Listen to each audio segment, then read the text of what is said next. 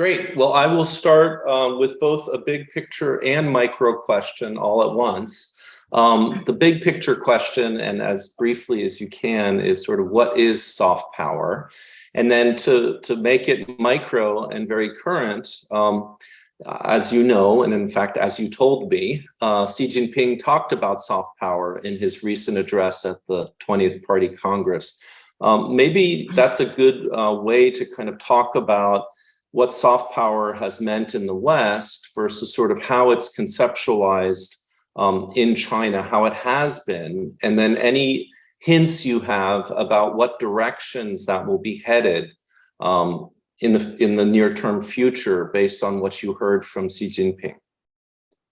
So thank you for that question. So starting with kind of a very broad overview of what soft power is, I think it's worth going back to Joseph Nye, who coined the concept in 1990. He's an American scholar, but also has served in the government at highest levels of the government, the US government here multiple times. So he kind of, in one way, represents the academy, but also represents, I think, the official establishment in the US. So the way he coined soft power was a power that's not drawing on coercion or inducement. So it means it's non-military and non-economic. So it's the power that really draws on enticement, attraction. Of course, attraction itself has been critiqued as a very vague idea, but he talks about it in terms of the attraction of culture, foreign policy, and values. So kind of political values and ideals, culture. He focuses on popular culture of the United States and also on foreign policy of the US government. So as you can tell from this definition, it's quite a US-centric concept, and it really focuses on emphasizing that some of these ideals, such as liberal democracy and the way that the US has carried them out, as well as the American popular culture itself, has been kind of predominant or superior in some ways.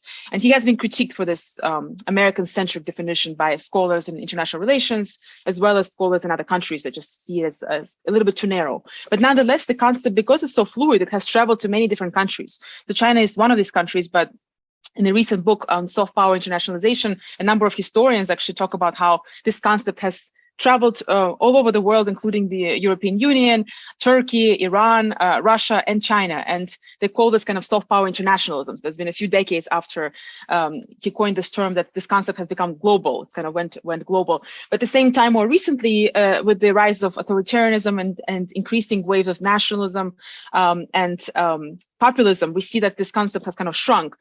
But in China, it has remained quite an interesting and a powerful force when it comes to its integration into the foreign policy apparatus, and also it's mentioning, it's being invoked and echoed in highest level speeches. So we found this echoed first by Hu Jintao in 2007, and it continued to be emphasized by Xi Jinping throughout his rule at multiple gatherings, whether it's various ideology conferences that he holds with party officials or conferences with media professionals, and most recently, in the latest speech, he also invoked soft power a couple of times, but specifically referring to several themes that I think actually kind of represent how Chinese government and Chinese thinkers see soft power.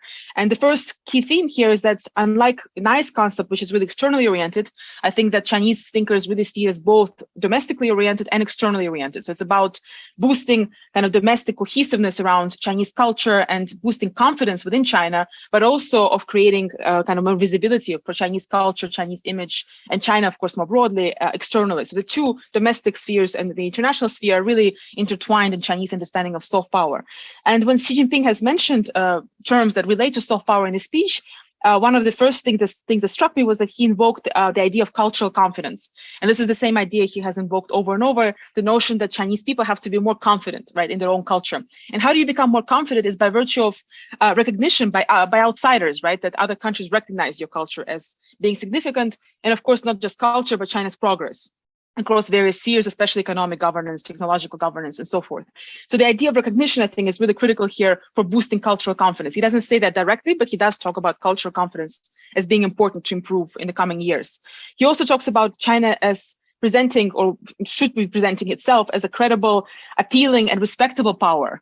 So this idea of credibility, to me, also symbolizes the notion that there has been a lack of credibility, that, you know, there has been a decline in polls and in favorability of China and how it's being viewed, especially in Western liberal democracies. So this notion of credibility, it's interesting that he brought that in. I haven't seen it brought in so explicitly in the previous speeches. Appealing and respectable. So again, the idea of respect and recognition. So wanting to be recognized and understood as a major rising power. And he did emphasize, again, the idea of discourse power and narrative power. So this notion that China lacks discourse power on the international stage, and discourse power is an interesting term that I haven't seen actually other countries use as much. For example, Russia doesn't use the term discourse power in its discussion of soft power or information wars, but Chinese government has been using it for over a decade. This idea of having the right to speak in the international system. So being able to share, spread one's voice, one's ideas. And a lot of Chinese thinkers think that China is at disadvantage here in large part because of the hegemony of the West and the fact that the West, namely the US, controls the information flows, which means that it controls both the mediums of information, but also it controls the messaging itself. So there's a really like a strong grievance there that China doesn't have the right space, the right to speak. So on the one hand, you see here an assertive posting of kind of China positioning itself as a more assertive, having the right to speak. On the other hand, he's signaling at this notion of telling a better story, being more appealing, more credible, more respectable, kind of a softer vision here.